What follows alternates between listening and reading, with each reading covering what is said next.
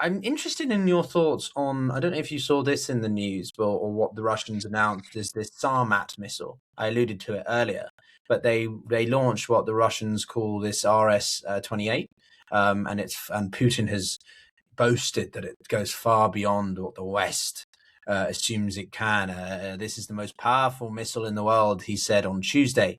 Just reading here, adding that the combined power of its individual targeted warheads is more than 4 times that of its Western counterparts.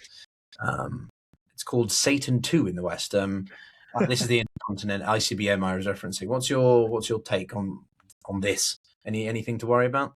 Who cares? We've had ICBMs and mutually assured destruction for decades.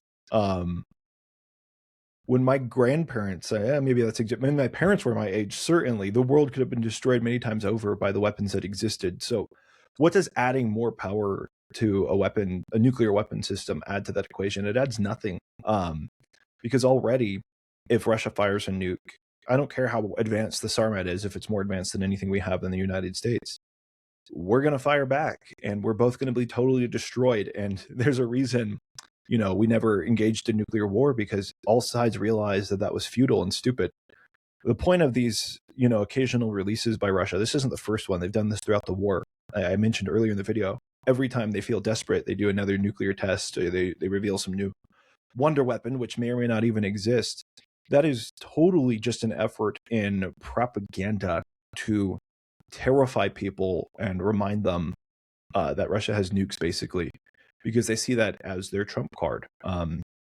Nobody will push against them if they're afraid of Russian nukes. And to be fair, at the beginning of the war, they were totally correct about that. Ukraine lost a lot of support that maybe they otherwise would have had, because people were terrified of Russia's nukes. And so whether or not you're afraid of Russia's nukes, people can make their own decision. I obviously have my thoughts on that. I just don't think that this new weapon adds literally anything to that equation. No, it doesn't really. It's a good point that we've had MAD for a long time. We've had so much around efforts to recognize non-proliferation and NPT and that sort of those sorts of multilateral efforts. And it goes back to something which I don't really like to say, because I like to imagine that there's more that Russia could have offered the world. But simply, you see a lot of these types of countries, they put a lot of emphasis on their hard power. And it's the debate around, is Russia a great power or not? And people argue that, you strip away the nuclear weapons and it's a very large state. But other than that, does it have the capacity to exercise soft power? That's something that China's been doing in recent years, is really emphasizing soft power and cultural ties in a way that Russia just doesn't.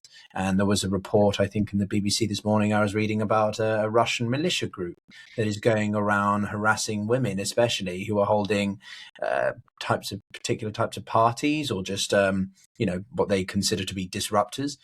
So the mafia state of Russia, the sort of the bully, the thug element of Putin's government style and model, very much on display there. And I think that this absurd, demonstration or publicity around the missile is what about the Oreshnik? Is that now out of date? I mean, I thought the Oreshnik was the greatest thing ever. So I don't know.